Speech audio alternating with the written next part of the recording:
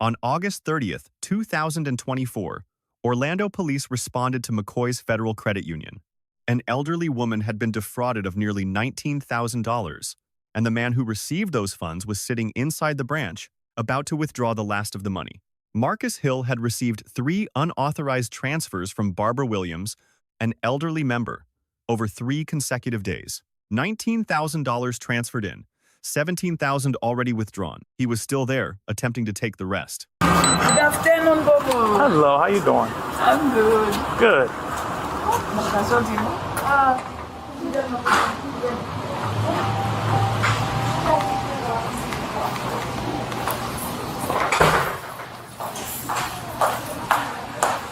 Hello.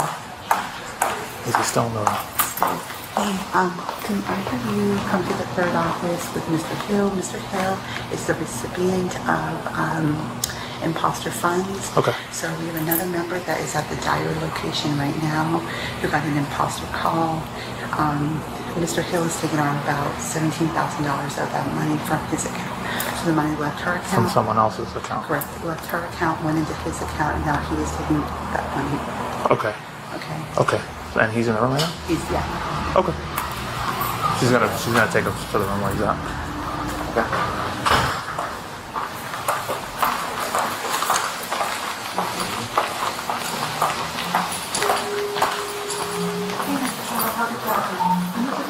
I need you to speak with OPD about the funds that came in. Yeah, what about it? Okay. You can sit down. You can have a seat. Yeah, have a seat, bro. Yeah, no worries. You got any weapons on you? Not at all. Here, I'm just gonna pat you down, alright? Go ahead and stand up for Tell me. me to sit down. Yeah. Make sure you got no weapons on you. I'm just leaving work. Alright, you can take it. So we're just trying to figure out what's going on today. I'm trying to figure out too. Yeah, so there's money that's been transferred into your account. Where did that money come from?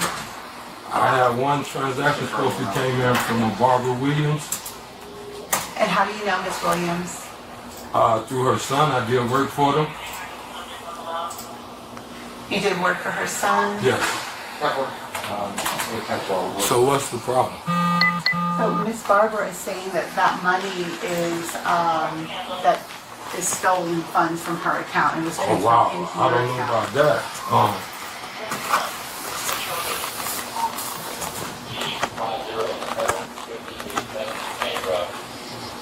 So you said the other person that's out of the other branch? Yeah, Miss Bill. Miss Barbara is at the other location filling out a statement right now that Okay. that was an imposter that took over and then transferred that money to her to Mr. Hill's account. Oh, see, I don't know nothing about that. I only did a little work for the dude named. Yeah, you have an idea I about got everything, sir. See this one? Thank you. Oh, So you did work for her son? yeah, for a dude named Neil, Williamson Neil. And he was supposed to pay me, and he got my information. And before he transferred money to my account, and then he got my information and did it again. And I just came to make a withdrawal. But is that person, you're saying that person is her son? That's what I was told. You need to set on those. That's what I was told. He was like, I'm getting the money from my mom. And I'll send it to you. And that's how that went. What was the guy's name? William Neal. William Neal? Yeah. And William Neal is supposed to be Miss Barbara's son. And And you 2 seconds. You're on a 29P by Florida ID number? he's the one who Excuse me. transferred the money. So what am I supposed to do? I have no idea. We're here to help you figure that out. Wow, man. What do you do for a living? Yeah. I build roller coasters and homes, and I also, on my side work, I do a lot of What kind of work remodeling was for that the you home. did for him? I did paint for him. I did painting, and I put in some windows. Painting and windows. And Yeah. how much was, like, I guess the job supposed to be? It was supposed to be like a $6,000 job. Okay, 6,000 altogether? Yeah, because 6,000. he still owe me money. Okay. Where do you live now? I stay right here in Pine Hills. Right. So it was the full payment was 6,000? Yes. So why did he transfer more than that to you? I don't know. How do you do that? Well, the account has received more than $6,000.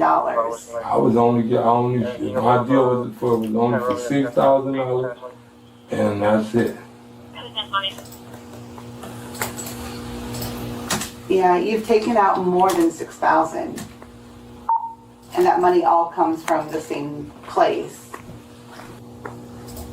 Do you have William Neal's contact information? It's not in this phone. This is my actual personal phone. Not in this phone? Yeah, my other work phone. I should have knew something was wrong with this dude, man. Hill's explanation. Painting and window work for a man named William Neal, supposedly Barbara Williams' son, worth $6,000. Two immediate problems. Her son's name is David Michael Williams, not William Neal, and his account received $19,000 for a $6,000 job. That gap is not a clerical error. It is the foundation of the fraud. The risk department confirmed an imposter call, stolen login credentials, and 3 transfers all into Hill's account. Hill then dispersed the funds through Apple Cash, ATM, and branch withdrawals. Deliberate liquidation, not routine banking. Under Terry versus Ohio, the brief pat-down before questioning was constitutionally sound. Do you have another office that we could kind of use for him? Yeah, we can go to the other office. Okay, and we'll just talk to you to kind of get That's fine. our story. Yeah, you guys can go over to the Mr. Hill. office with the door. Mr. Hill. Yes, sir. Can we? One second. See, that's part of one of my businesses. I got the truck and all Yellow that. Yeah, we'll just go in this office right here for now. We'll stay with him, and then Go to the next one over. The next one over.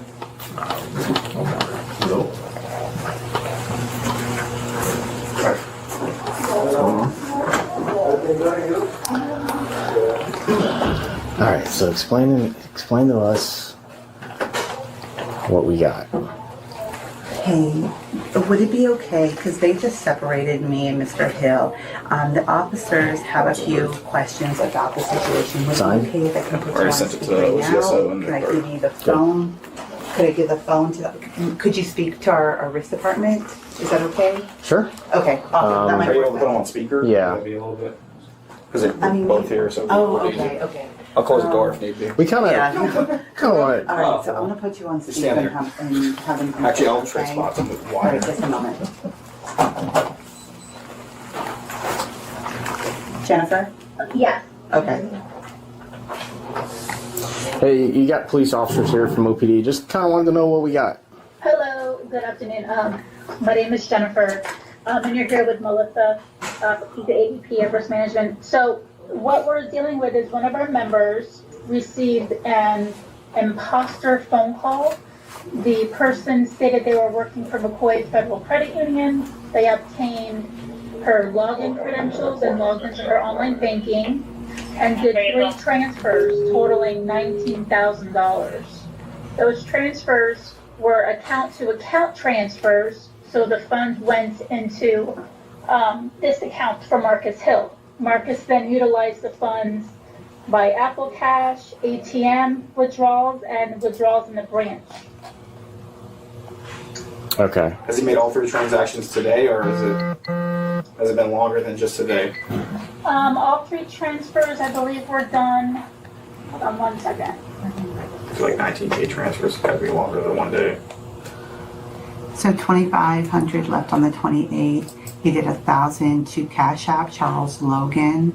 Then there was another $57.50 from Miss Barbara's account. So this one was another woman. All right. So there's a member that may They're be both the victim. members, yes. Okay, both members, but another member. Correct. Our other member is at Dyer. Dyer is Osceola, correct? Kissimmee. Kissimmee. So So- she's at that branch right now. The transfers were made on the 27th, the 28th, and the 29th. Okay. And we spoke with the victim, Barbara. She has a son, but her son's name is David Michael Williams. Okay. And Mr. Marcus Hill just mentioned the son's name of William Neal, which is incorrect. Okay, so we're kind of thinking that someone was defrauded out of their money from their account and it was transferred over? Yes, Barbara was defrauded, Okay. and we believe Marcus Hill to be the suspect. Okay. All right. All these transactions taking place. Our loss is $17,000. We have $2,000 on hold. The $2,000 is what Marcus was trying to take just now out of the account. Okay, $17,000 total losses over the last couple of days, and then $2,000 on hold, what he was trying to do today.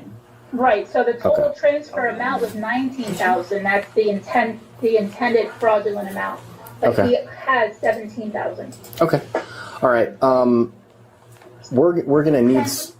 So you understand this, and as a representative of the bank, are you able to write us a statement? Because I'll have these guys. Okay. All right. I think I got the story.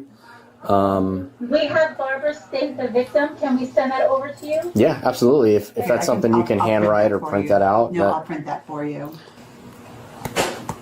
Okay. Would you like to speak with the victim? Not yet. Okay, not yet. Well, so, for example, he said that the job that he did for the son was a $6,000 job, but he received two payments, one of like $9,700 and then another payment of like 5,000 something. So it far exceeds. Yeah, 6,000. He's telling us he did. I would probably tell him first. Yeah, Mr. Hill, we're getting ready to leave. I have your phone here, as well as the watch that we are taking for now as evidence. Do you want to provide me with the PIN codes? Taking my phone for evidence for Yes. The whole reason why we're here today. Yeah, we're gonna try to get your phone back as quick as we can to you. But if we don't have a passcode or anything like that, then they got to sit there and run codes on it, and it Takes longer. It takes longer. So this is the easiest way to do it. Could I use the bathroom? It's coming down. He'll tell you, I've been here about 25. I had to use the bathroom before I came in. Like, I'm so serious, sir. They don't have a bathroom here for you. Oh, my God. Nah, I hate to do it, but I'm going to have to use the bathroom. All right, we got to go outside. Come on, man. I'm sorry. Oh, shit. Oh, shit. Okay. Is that his?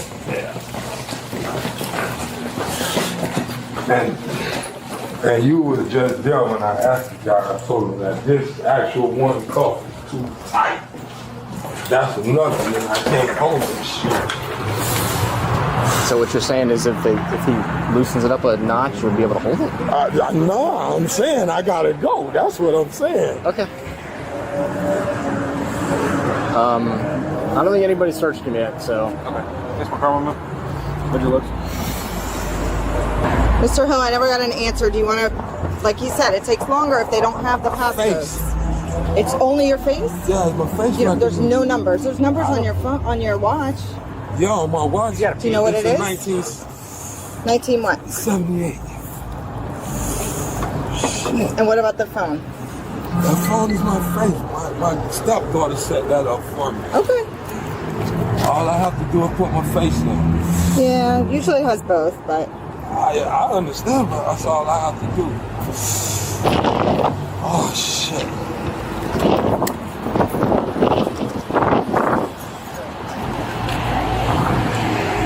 I have nothing. Just enough for my wallet. I can tell you it's going to go. Oh, okay. Oh, my chip was 5. I don't want I it. can't use bathroom nowhere. When we get there, use that. How far there? 33rd? Okay. I don't know. I'm not familiar. I don't know where that is. Probably 10 minutes. So basically, I'm going to jail. Yes. 10 minutes. What's your lane? Let's go. Florida Statute 825.103 requires only that Hill knowingly used assets belonging to an elderly victim, not that he originated the fraud. The 11th Circuit's willful blindness standard applies. Receiving $19,000 for a $6,000 job is not something a reasonable person overlooks.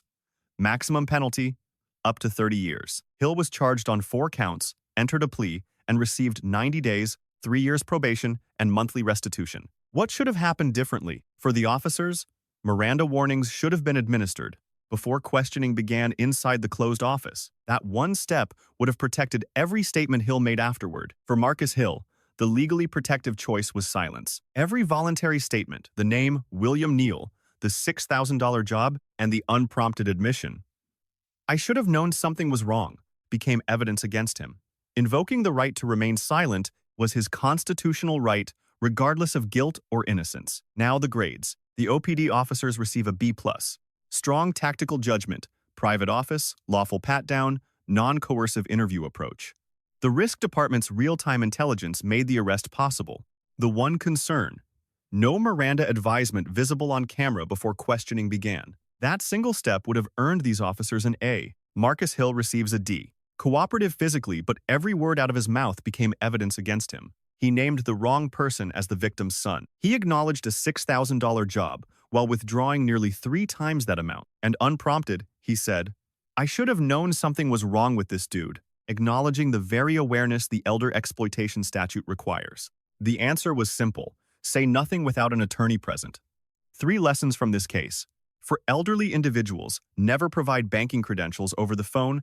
Hang up and call the number on your bank card directly. For anyone receiving unexpected funds, money that exceeds what was agreed upon from an unverified source is a legal warning sign, not a windfall. Do not withdraw until the source is confirmed. Willful blindness is not a defense. For financial institutions, the McCoy's risk department identified this fraud in real time, held the remaining funds, and briefed officers on site. That chain of action turned a near-complete fraud into an arrest. Let us know if there is an interaction or legal topic you would like us to analyze in the comments below. Thank you for watching, and don't forget to check out our second channel, Street Bodycam, for more police interaction and courtroom content.